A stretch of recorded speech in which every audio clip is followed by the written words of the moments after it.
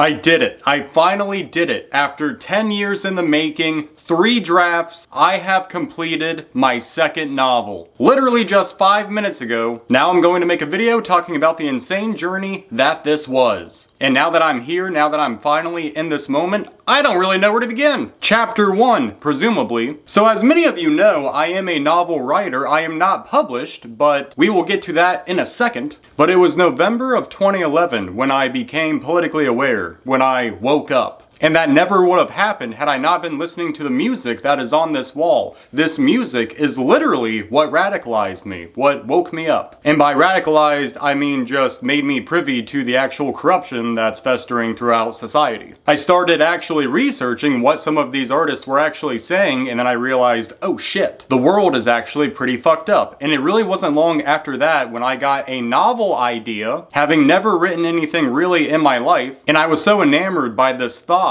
that I actually started reading more, I started writing, learning the craft, and eventually I finished my first novel. A novel that in of itself took me about 10 years to write, between writing 7 drafts and writing a shit ton of short stories, a novella, as well as the first and second draft of my second novel. It gets a little convoluted, but putting a lot of that aside, basically in early 2012 I became a writer, started writing stuff, tried to get some short stories published, got kind of close a few times, got some actual feedback from editors. I wrote a novella, which a novella is basically just a short novel, but that actually made it to the top 50 at Crystal Lake Press, which Crystal Lake Press is actually a very prestigious publisher. But while I never actually got a genuine writing credit, eventually as the years went by and my novel, after writing 7 drafts, I eventually got to the point that I was going to pitch it to agents, trying to get an agent so that they can help me find an actual publisher. But not to get into the whole weeds of what it takes to actually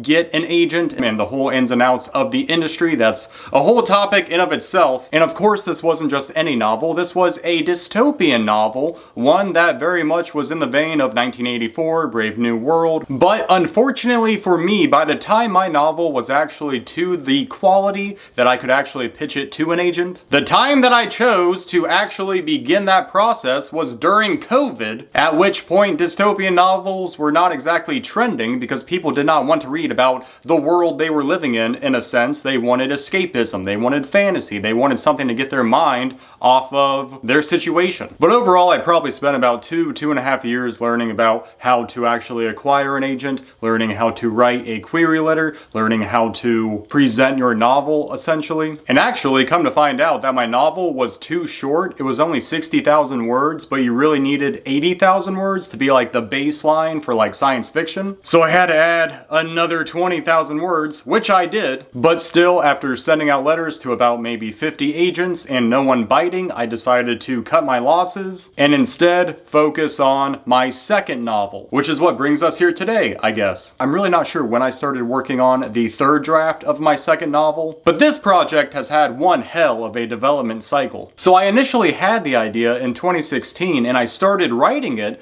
but I wrote about the first third, and then I took a break to write a whole bunch of short stories. Then I wrote the second third of it, and then I took a break to write a whole ass novella before eventually circling back around and knocking out that last third. I don't know how long it really took me, but needless to say, I was not exactly focused on that one project. I also didn't have an outline, so I was discovering the story as I wrote it. And overall, I liked the story, but it wasn't really to the quality that I could put it in readers' hands. So I never had anyone read it because it just wasn't good enough, in my mind. Anyways, some time passes, I work on the other projects, and eventually I go back to that second novel for the second draft. And at this point, I'm really just struggling with my confidence as a writer, because the story, again, while I liked it, there was so much about it that I just felt like I wasn't really hitting the mark. There was so much quote-unquote bad writing or just bad dialogue, descriptions, and I was trying to make so many pieces fit, but they just weren't flush. And really, I didn't know it at the time, but I really just lacked the life experience to write a book like that. Because I had the outline, I had the skeleton of it, but filling in the meat, filling in the muscles was just too hard of a task for me in that moment. And so really, the second draft was never even really completed because I was, again, just so depressed, wondering why I couldn't make this draft good, or at least better than the first, that eventually I just kind of ran through it, kind of haphazardly, and just quote-unquote called it done. Like I was trying to weave together so many different threads, and eventually it just became so convoluted and created so many plot holes that once again it was just unreadable. So draft 1 ended at about 70,000 words. Draft 2 ended at about 60,000 words because I was just cutting out everything I didn't like from draft 1, which isn't inherently bad. Like even Stephen King would say that draft 2 is draft 1 minus 10%. But again, draft 2 was just not very good. Too many threads not connecting. Too many plot holes that the reader would just fall through. So eventually I move on. I get myself out of that depression, out of that writer's block. I write some other stuff. And eventually I did find myself getting burned out again, so I just kind of took a step back from writing, where for the first time in my writing career, I wasn't writing anything, I wasn't actively working on a project, until eventually, again like 3 years ago, I decided to revisit my second novel with the intention of actually polishing it up, filling in all the plot holes, weaving together those threads, and I wasn't going to be distracted by another project until this one was done. And yes, my favorite fallacy is the sunk cost fallacy. Thank you for asking. So after not writing anything for about a year, and then being faced with this second draft of a novel that I kind of hated, it took quite some time to get the ball rolling. I really had to recalibrate myself, just remembering what it was like to actually write a novel, or write anything really. But I stuck with it, I persisted, and eventually I had the idea to go back and reread some of my short stories, even rereading my novella, which is probably damn near the best thing I've ever written in my life. And it was so inspiring because it was like, damn, I really can't believe I wrote this. Just relearning from myself, rediscovering my own voice, or different voices that I used for different stories, just gave me this spark that really kind of helped turbocharge the writing process for the second novel. But I think the most interesting thing about writing draft 3 is that when Donald Trump was re-elected, suddenly shit got very real. And obviously it's only gotten more real as time has gone on. And over the last few months, as I'm working through this draft, getting towards the end, I felt so conflicted about what I was doing, because what I was doing was essentially what I've always done. I've always spent my weekends writing, but writing is a solitary act. It's not going out and protesting. It's not actually making a change. Yes, my dystopian novels, aim to have some kind of impact, but until they're published, that's not really a thing. But that's what I've always wanted to do. That's why I have this channel, is because I want to be another cog in this resistance machine, and I want to add my own contribution to the culture of resistance. So that is ultimately what's always compelled me to stick with writing. But again, as shit just keeps declining, as it just keeps getting worse, I wasn't really making a difference. I was just doing something for myself, which I'm not saying is necessarily a bad thing. And now I'm kind of losing my train of thought of where the fuck I was going with this. But I think ultimately what I'm trying to get at is that writing for me is this sacred space that I love to inhabit. I love creating. I love doing it. It's very satisfying. It's very rewarding. But for me, at the age that I am, it's time to actually start implementing some of this shit. It's time to actually get it out to the world, so that maybe one day it's not just a Word document on my desktop. It's an actual book on a shelf. Now there is one part of the story that I haven't actually mentioned. Just bear with me. It's 2 separate stories,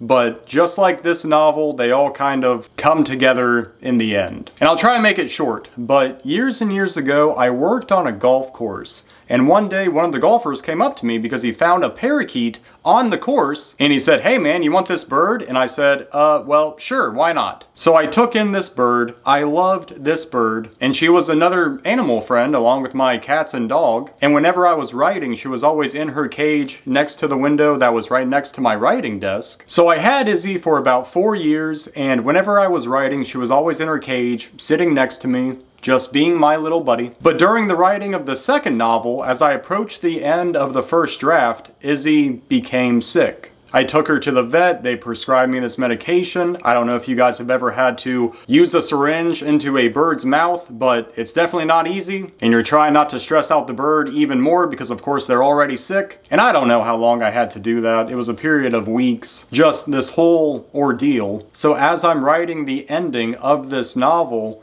my bird is just sick next to me. And it's one of those things where you're doing everything you can, but it's not getting better, so you just feel hopeless. So eventually, as her health was not progressing, I take her back to the vet, they keep her overnight, and she did not survive the night. So of course, it was very sad, and I continued writing that novel, and I got to the ending without my bird by my side, and all of those emotions that I had been feeling throughout, the last month or however long it was going on for, I kind of poured into the ending of that novel. And whenever I reread those pages, I'm often reminded of that period in my life. But anyways, I told you that story to tell you this story. Randomly enough, one of my friends hit me up one day because his sister had found a cockatiel out in the woods while camping, and so she took in this teal. She didn't really want a bird, but she still saved it from dying. And so my friend calls me up and he keeps trying to convince me to take this bird. Eventually, I take this bird. Now the second bird that someone just found out in the wilderness, I don't know who the fuck is letting out all of these birds, but you guys need to fucking stop. Anyways, so I take this teal, and funny enough, this teal is how I met my previous girlfriend, who I'm no longer with, but she also had a bird, so that's how we initially bonded. We dated for about 3 years. Really did kind of change the trajectory of my life. I learned so much from her. I grew so much as a person. I lived so many more life experiences. And so while we are no longer together, we are still friends, and we're still very happy of the time that we had. I say that again to say this. So that whole relationship would not have happened had I not had my teal, the bird I have now. But again, that experience also helped turbocharge the writing of my third draft, because like I said, when I was writing that second draft, it seemed like I was just working on something that I didn't have the experience to actually write. Now, I actually did. And of course, halfway through writing the third draft, I relaunched Research Reality, again trying to highlight the importance of protest music, because that is what jump-started practically my whole adult life, becoming a writer, making a YouTube channel, and sharing the message of this culture of resistance. Also, eventually, this might be a platform for me to actually push out my novels and short stories, and that's sort of the final piece that really just brings it all together, is that 10 years later, 10 years after getting the initial idea for this novel, after struggling with the first 2 drafts and having the death of my bird really kind of take a toll on me, and just knowing that that was always going to be how I remembered that ending, is just having that bird sick next to me, feeling helpless, despite doing all that I could for her. But as the years went by, as life continued, I still continued writing. I stuck with it. I learned both from other books, which helped fuel my writing, but also just relearning from my own written works, and then really just putting down the discipline to fill in the plot holes, to polish everything that I needed to polish up, and connecting all those threads, which the final thread of this story, of this video, is that even though me and my previous girlfriend didn't work out long term, I of course still had my bird. And again, as I finished the third draft of this second novel, something that I thought of 10 years ago, I have now officially rewritten that memory of what it was like to complete the first draft. No longer is that memory just solely of me next to my dying bird, feeling helpless, because now, after having completed draft 3, after relearning all that I needed to relearn, after experiencing all that I needed to experience, both good and bad, a good chunk of this new draft was completed with my bird, happy as can be,